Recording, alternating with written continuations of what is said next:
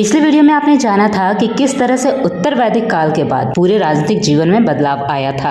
जन से जनपद का उदय हुआ था और मगध 16 महाजनपदों में सबसे शक्तिशाली क्यों और कैसे बना था, यह भी आपने जाना था। साथ ही आपने यह भी जाना था कि जब शकों ने भारत पर आक्रमण किया तो उस समय मगध का साम्राज्य था और मगध में सम्राट बिंबिसार का शासन चल रहा था। आज के इस वीडियो में हम राजा बिंबिसार और मगध के बारे में जानेंगे, लेकिन एक इंटरेस्टिंग चीज आपको इसमें यह भी पता चलेगी कि मगध में एक समय एक महान पुरुष का आगमन हुआ था। वह महान पुरुष कौन था और उस महान पुरुष ने राजा बिंबिसार को क्या सीख दी थी, आज हम इन सारी बातों पर बात करने वाले हैं। तो चलिए मगध साम्राज्य के इतिहास से वीडियो को स्टार्ट करते हैं। अगर आपने मेरे चैनल को अब तक सब्सक्राइब नहीं किया है तो सब्सक्राइब कर लीजिए, साथ ही बेल आइकन को प्रेस करना ना भूले ताकि आने वाले हर सीरीज की नोटिफिकेशन आप तक पहुंच सके।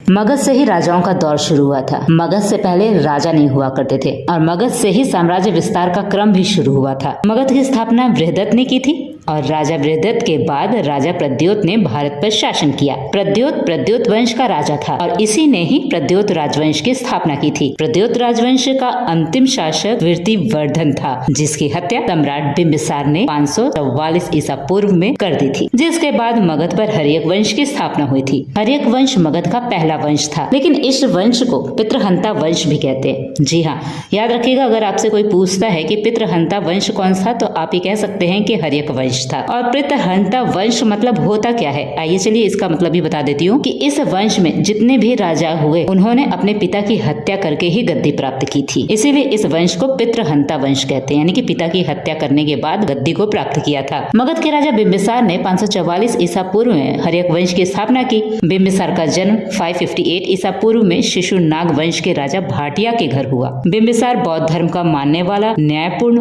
और मिलनसार स्वभाव का था। उसका प्रशासन बहुत ही उत्तम था। उसके राज्य में प्रजा बड़े अच्छे से रहती थी, कोई दुख दर्द नहीं था उसके राज्य में, क्योंकि कोई कर व्यवस्था भी इतनी नहीं थी। वह अपने कर्मचारियों पर कड़ी नजर रखता था। उसके शासनकाल में छोटे बड़े हर व्यक्ति की बात को सुना जाता था और समस्या का समाधान किया जाता था। इसीलिए कोई भी अगर व्यक्ति राजा के पास पहुंचता था अपना दुख दर्द लेकर, तो उसके दुख को दूर करने का काम सम्राट बिंबिसार खुद अपने कर्मचारियों को कहकर करवाते थे, जिससे उनका जो है पूरा कह सकते हैं शासनकाल, वहाँ की जनता जो है काफी सुखमय जीवन व्यतीत कर रही थी। बिंबिसार भारतीय इतिहास में पहला ऐसा राजा था जिसने वैवाहिक परंपरा से साम्राज्य विस्तार को प्रमुखता दी थी। मतलब है कि वह ऐसा पहला राजा था जो सोचता था कि युद्ध करने की बजाय विवाह करके क्यों ना इस परंपरा को आगे बढ़ाया जाए, परंपरा यानी कि अपने साम्राज्य का विस्तार किया जाए।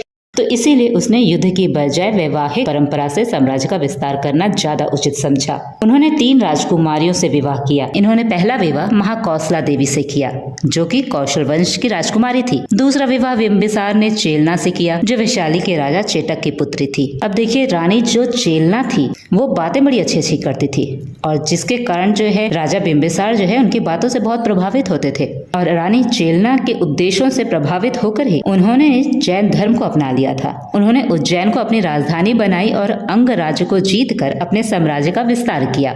यही विस्तार आगे चलकर मौर्य साम्राज्य के विस्तार का भी आधार बना। जी हाँ, हम किसकी बात करने वाले हैं अब, मौर्य साम्राज्य की। यही जो विस्तार है धीरे धीरे इतना आगे बढ़ता गया, मगध का इतना अधिक विस्तार हो गया कि यह विस्तार जो है मौर्य साम्राज्य का विस्तार का भी आधार बन गया। इस तरह मगध साम्राज्य का विकास और विस्तार का श्रेय बिंबिसार को जाता है और इसीलिए यह भी कहा जाता है कि बिंबिसार मगध का वास्तविक संस्थापक था। बिंबिसार ने तीसरा विवाह क्षेमा से किया था, जो पंजाब राज्य की राजकुमारी थी। इनके अलावा अगर कोई पूछता है क्या बिंबिसार ने 3 ही विवाह किया था, तो हम कह सकते हैं कि इनके अलावा जैन धर्म का अगर हम साहित्य उठाते हैं तो उस साहित्य में 2 रानियों का और जिक्र होता है, जिसमें आम्रपाली का नाम जैन साहित्य में खास तौर से मिलता है। इस तरह बिंबिसार ने अपने साम्राज्य का विस्तार किया। तो अब मगध का आगे क्या इतिहास रहा, ये तो भी आपने सम्राट बिंबिसार के बारे में जाना कि वो किस तरह से थे, उन्होंने किन किन के साथ विवाह किया और उन्होंने विवाह को क्यों तवज्जो दी साम्राज्य विस्तार के लिए, इस बारे में जाना। लेकिन मगध का और क्या इतिहास रहा, बिंबिसार के बाद और कौन आया, इनके बारे में भी जानेंगे। लेकिन आपको ध्यान होगा, आप मेरी वीडियो शुरू से सुन रहे हैं तो आपने सुना होगा कि मैंने कहा था कि मैं आपको इस वीडियो में एक इंटरेस्टिंग बात ये बताऊंगी कि मगध साम्राज्य में राजा बिंबिसार के समय एक महान पुरुष का आगमन हुआ था। तो चलिए अब हम उसी महान पुरुष के बारे में भी बात कर लेते हैं। एक बार की बात है, बिंबिसार के साम्राज्य में यानी कि मगध की राजधानी राजगृह में एक महान पुरुष का आगमन हुआ।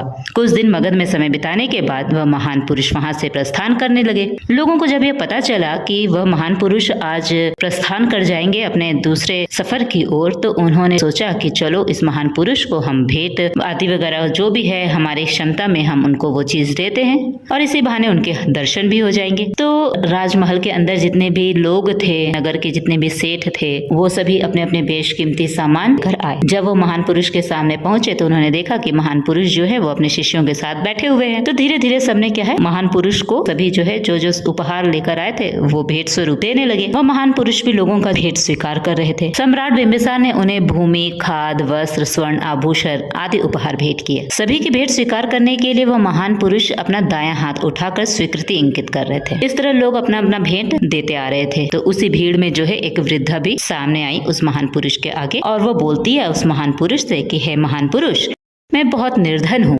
आपको देने के लिए मेरे पास कुछ भी नहीं है। आज मुझे एक पेड़ से एक आम गिरा हुआ मिला, मैं उसे खा ही रही थी, तभी मुझे आपके बारे में पता चला कि आप यहाँ से प्रस्थान करने वाले हैं। उस समय मैं आधा आम खा चुकी थी, लेकिन मैं भी आपको कुछ अर्पित करना चाहती थी, लेकिन मेरे पास सिर्फ आधा आम के सिवाय और कुछ भी नहीं है। मैं आपको यही आधा आम भेंट करना चाहती हूँ, कृपया आप मेरी इस भेंट को स्वीकार करें।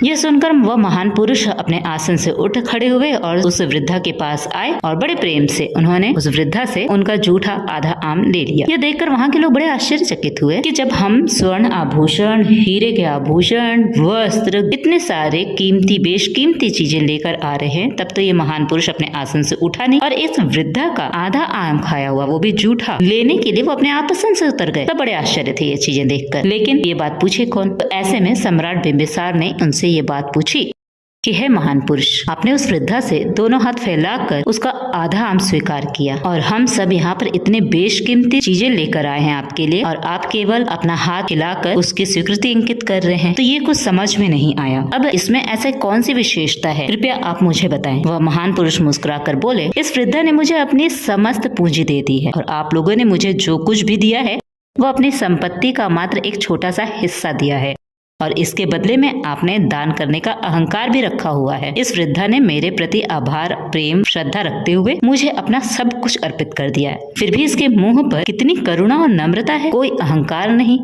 इसलिए इस स्त्री का दान आप सभी के द्वारा दिए गए दानों में सर्वश्रेष्ठ है। तो उस महान पुरुष ने बिंबिसार को यह बात सिखाई कि समाज में अधिकतर लोग दान केवल इसलिए करते हैं क्योंकि उन्हें प्रसिद्धि मिल सके और उनके अंदर बड़े और धनवान होने का जो अहंकार है उससे संतुष्टि मिल सके। सच्चे अर्थों में दान वह होता है जो अभिमान रहित होकर दूसरों की भलाई के लिए दिया गया हो। जब आपके पास किसी चीज की कमी है और जरूरत पड़ने पर आप उस चीज का एक हिस्सा परोपकार के लिए दूसरों को देते हैं तो उस दान का मूल्य कई गुना बढ़ जाता है। अतिरिक्त पड़ी हुई वस्तुओं का बंटवारा दान नहीं कहलाता। यह महान पुरुष और कोई नहीं, गौतम बुद्ध थे। गौतम बुद्ध ने बिंबिसार को बहुत बड़ा ज्ञान दिया, जिसके कारण बिंबिसार गौतम बुद्ध के अनुयायी बन गए। अब बात करते हैं कि सम्राट बिंबिसार ने कितने वर्षों तक शासन किया। तो सम्राट बिंबिसार ने 493 ईसा पूर्व तक अपना शासन चलाया। उसके बाद उसकी मृत्यु हो गई।